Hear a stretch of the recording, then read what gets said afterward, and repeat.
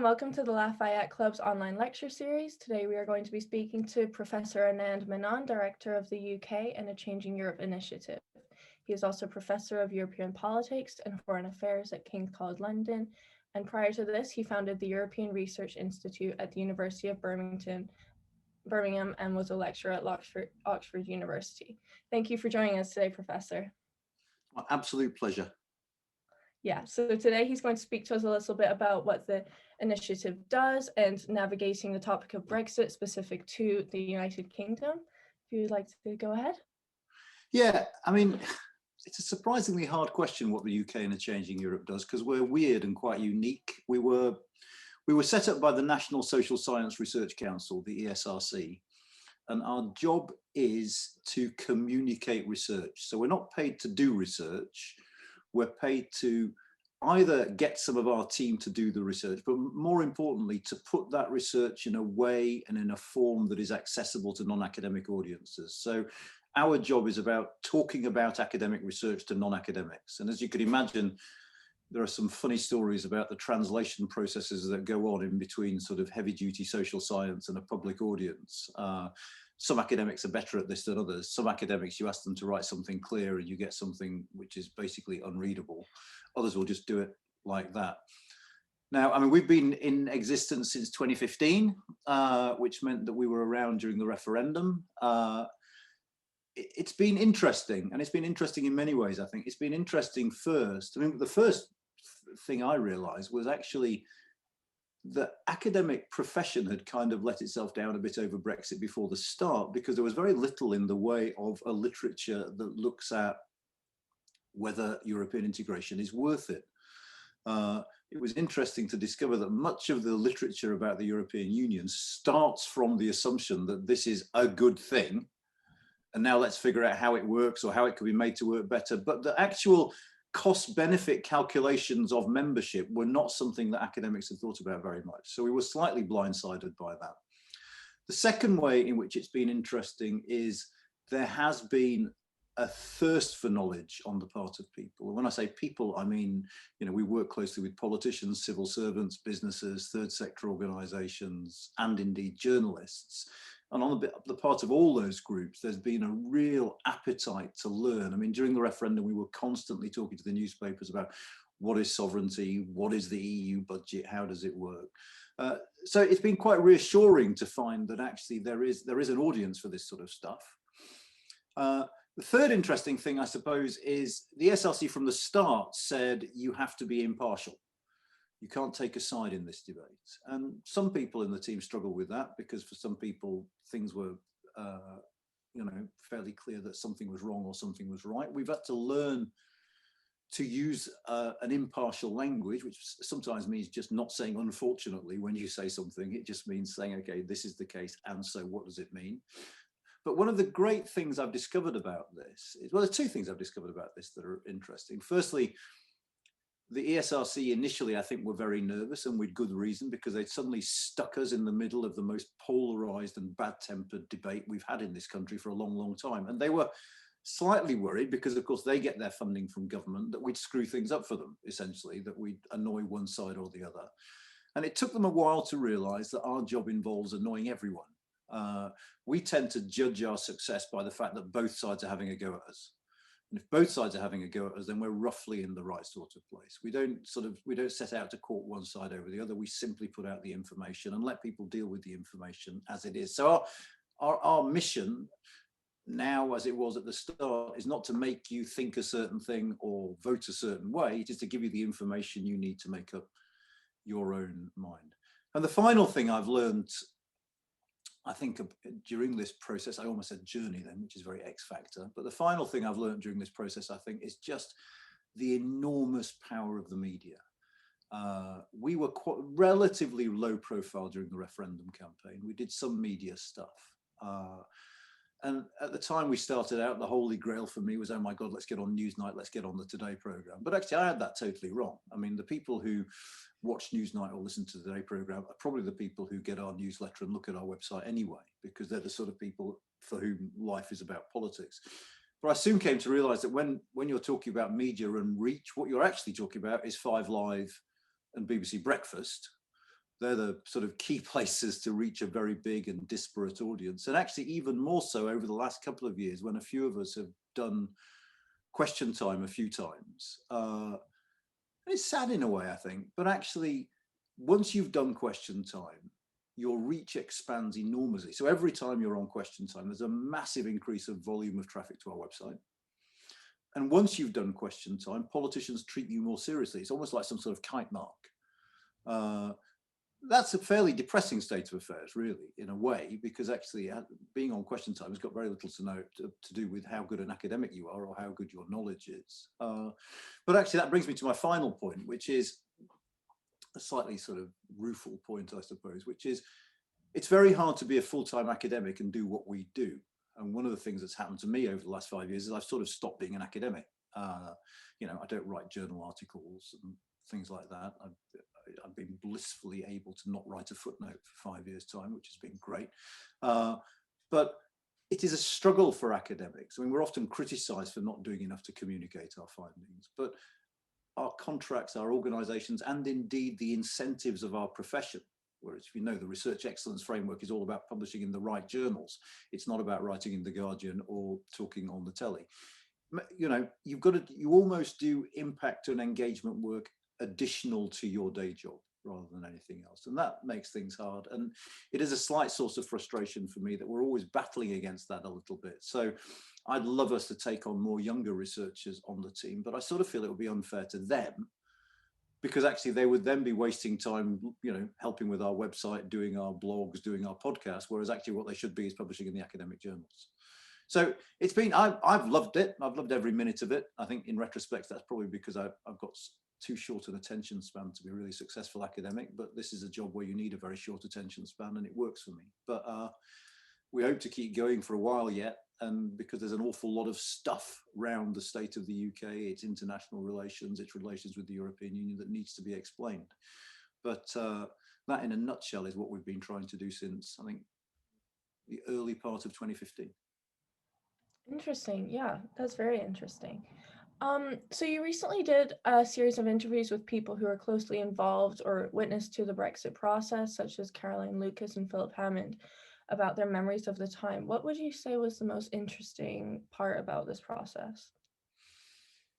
I mean, what they said, quite simply. I mean, put it into some context. What we did was we thought it would be a really good idea to start talking to participants while their memories were fresh, and to put on record something that could be a resource for current students, future PhD students. If you're a researcher, it would be nice, if you're interested in Brexit, to have this repository of views of people.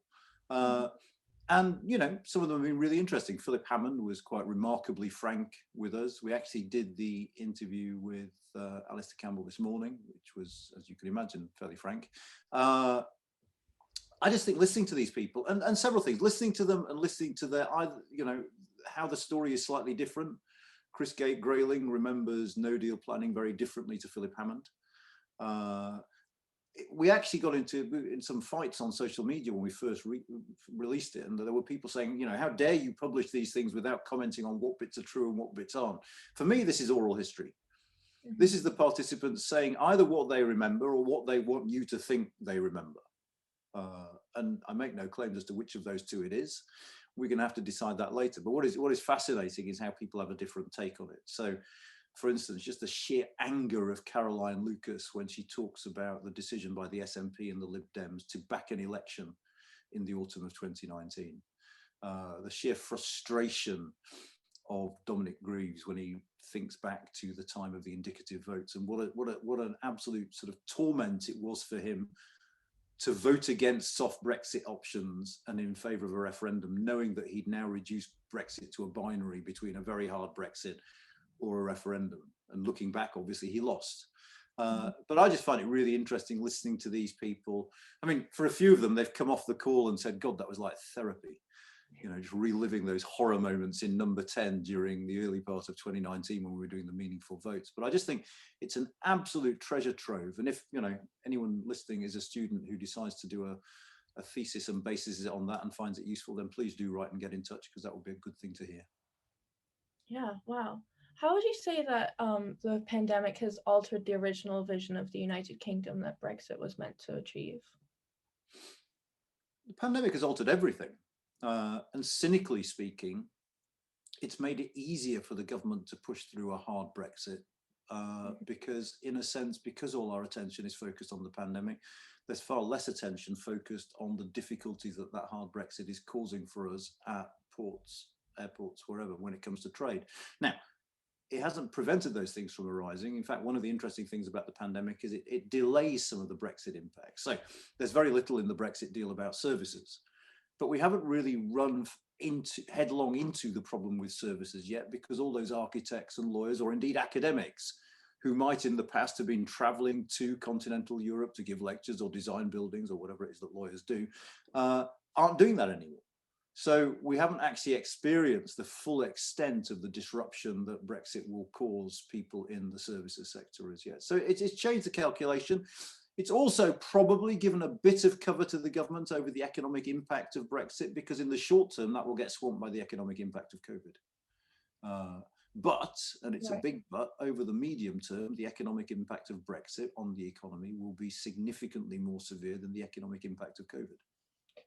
Right, that's true. It's very interesting. In a recent article you wrote for your initiative, you explained that the opportunity for the upcoming COP in Glasgow had the opportunity for the UK to present itself globally post-Brexit. As somewhat of a fickle security dilemma that climate change poses, do you think that they will carry enough weight for the UK to show its power? We'll have to wait and see. I mean, early reports are that UK diplomacy has been pretty successful bilaterally with a number of countries in persuading them, for instance, to start thinking about our target of net zero 2050. It won't be us by ourselves. I mean, I know that our media likes to think it's us by ourselves. We're co-chairing the conference with Italy. Italy will no doubt mobilize their own diplomatic networks, and indeed, if they have any sense, the diplomatic heft of the European Union as well. The ability to make COP26 a success is going to be much increased by the fact that we have a new president in the White House as well. Joe Biden sees it as in his interests to get a good deal on climate. So yeah, I mean, it's like all these things, isn't it? There's a degree of pantomime to international diplomacy, and it so happens we're chairing. So even if it's down to hard work by Joe Biden and the European Commission, ultimately, if there's a very good COP26 deal, you can bet your bottom dollar that Boris Johnson is going to take credit for that. So the signs so far look good. I mean, the one thing I would say is when the French held the previous conference, the French Prime Minister basically took 6 months to do international diplomacy to sell it. Here we have a relatively junior people in charge of COP26, while Boris Johnson focuses on the pandemic. So that's perhaps the one warning shot there, which is you really need to marshal your resources to make this work. But I suspect as we emerge from the pandemic, that's something the government will do more systematically. Yeah, right. Okay, and now that many people are starting to think again about traveling to Europe later this year, possibly this summer, do you think that holidaymakers from the United Kingdom will be disadvantaged because of Brexit now? Not particularly. I mean, we'll have to go through a different line at the airports and at the ports, and I'm pretty convinced that your average French customs official will have all sorts of fun making Brits wait in a long line, because that's just what they'll do. So in that way, yes, there's slightly more hassle if you want to drive over there in terms of what you need to insure yourself. We have to make sure we've taken out health insurance. It's more of a hassle if you want to take your pet over, but I don't think in general people take their pets over in large numbers when they travel. So there are some things that would require a bit more paperwork and a bit more administration. But for the bog standard traveller who wants to fly off to Tenerife or Ibiza or wherever for a couple of weeks in the sun, then actually, apart from the airport lines, and I don't think we'll notice very much difference at all. There's no visa travel. There's no visas for holiday travel. The real impact will be on people who work in Europe, because as I've said, you might need visas. There are limitations on how long you can stay to do work and things like that. And for people who have second homes in Europe, there are limitations on how long you can stay there. In most member states, it's 90 days out of every 180. So if you wanted to go to your home in Spain for 6 months, you would face problems doing that. Right. What do you envisage the next 1 to 2 years looking like in terms of UK-EU relations? Bolshy and bad-tempered, I suppose I would say. Bolshy and bad-tempered for three reasons, I suppose. One, because it's a complicated relationship that we're in the process of making harder. So Brexit is about making trade harder, and there's going to be all sorts of disputes over that and arguments over how the deal should be implemented, and some genuinely difficult issues to be resolved, like how the hell do you make Northern Ireland work with the Northern Ireland Protocol? Secondly, because I think it's in the interest of Boris Johnson and the Conservative Party to keep a low-level feud going with the European Union, because Boris Johnson got elected by what was essentially a coalition of Leave voters in December 2019. And one way to keep that coalition happy and to keep it together is to keep saying, look, the European Union are being unreasonable. So, for instance, at the moment, we're embroiled in several spats with the European Union. We're embroiled in one over the status of the EU's ambassador in London. Dominic Raab has said the EU is not a state. You're not having full diplomatic recognition as if you came from a state. And so that's causing all sorts of problems in our relations with the EU. And the final reason, I think, is on the EU side, we are now a competitor. They will treat us as a competitor. They won't do us any favors. And if you think about domestic politics in countries like France and Italy, those countries where incumbents face electoral threats from populists, and President Macron has an election next year in which he will find himself pitted, at least in the first round, against Marine Le Pen. What President Macron would love to be able to do is to point to the UK and say to National Front voters, you see, that's what populism gets you. He would like to see Brexit become rather difficult for us. So there are political reasons too why I think the European Union is not going to go out of its way to help us. So my suspicion is relations will remain pretty bad-tempered in the short to medium term. Interesting. Okay. Do you think that the UK would have handled things differently regarding the pandemic if they were still part of the EU? No, I don't. And indeed, we were part of the EU in the sense of being in the transition phase all of last year. And we nevertheless decided to do what we did with vaccines. I suspect we were always a slightly arsey member state anyway. And I think even if we'd been a full member state, we might well have said, actually, we'll do this ourselves if that's okay.